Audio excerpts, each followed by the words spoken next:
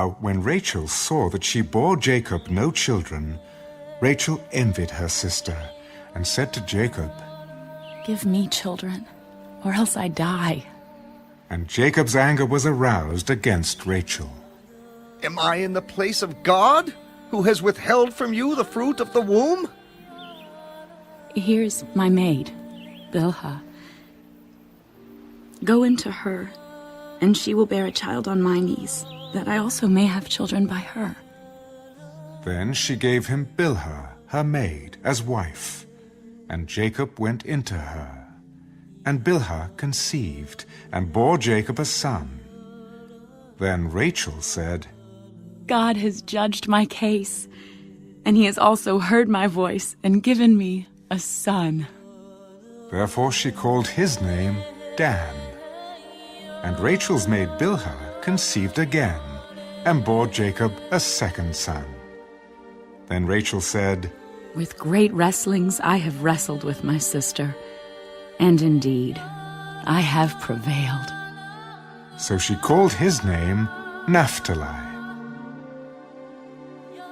When Leah saw that she had stopped bearing, she took Zilpah her maid and gave her to Jacob as wife. And Leah's maid Zilpah bore Jacob a son. Then Leah said, A troop comes. So she called his name Gad. And Leah's maid Zilpah bore Jacob a second son. I am happy, for the daughters will call me blessed. So she called his name Asher. Now Reuben went in the days of wheat harvest and found mandrakes in the field, and brought them to his mother Leah. Then Rachel said to Leah, Please, give me some of your son's mandrakes. Is it a small matter that you have taken away my husband? Would you take away my son's mandrakes also? Therefore, he will lie with you tonight for your son's mandrakes. When Jacob came out of the field in the evening, Leah went out to meet him. You must come in to me, for I have surely hired you with my son's mandrakes. And he lay with her that night. And God listened to Leah, and she conceived, and bore Jacob a fifth son. God has given me my wages, because I have given my maid to my husband. So she called his name Issachar. Then Leah conceived again, and bore Jacob a sixth son. God has endowed me with a good endowment. Now my husband will dwell with me, because I have borne him 6 sons. So she called his name Zebulun. Afterward she bore a daughter, and called her name Dinah. Then God remembered Rachel, and God listened to her, and opened her womb. And she conceived, and bore a son. God has taken away my reproach. So she called his name Joseph. The Lord shall add to me another son. And it came to pass, when Rachel had borne Joseph, that Jacob said to Laban, Send me away, that I may go to my own place and to my country. Give me my wives and my children for whom I have served you, and let me go. For you know my service, which I have done for you. Please, stay, if I have found favor in your eyes. For I have learned by experience that the Lord has blessed me for your sake. Name me your wages, and I will give it. You know how I have served you, and how your livestock has been with me. For what you had before I came was little, and it has increased to a great amount. The Lord has blessed you since my coming.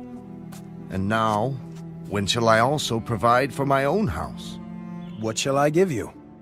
You shall not give me anything. If you will do this thing for me, I will again feed and keep your flocks. Let me pass through all your flock today, removing from there all the speckled and spotted sheep, and all the brown ones among the lambs, and the spotted and speckled among the goats, and these shall be my wages. so my righteousness will answer for me in time to come, when the subject of my wages comes before you. Every one that is not speckled and spotted among the goats, and brown among the lambs, will be considered stolen if it is with me. Oh, that it were according to your word. So he removed that day the male goats that were speckled and spotted, all the female goats that were speckled and spotted, every one that had some white in it, and all the brown ones among the lambs, and gave them into the hand of his sons. Then he put 3 days' journey between himself and Jacob fed the rest of Laban's flocks. Now Jacob took for himself rods of green poplar, and of the almond and chestnut trees, peeled white strips in them, and exposed the white which was in the rods. And the rods which he had peeled he set before the flocks in the gutters, in the watering troughs where the flocks came to drink, so that they should conceive when they came to drink. So the flocks conceived before the rods, and the flocks brought forth streaked, speckled, and spotted. Then Jacob separated the lambs, and made the flocks face toward the streaked, and all the brown in the flock of Laban.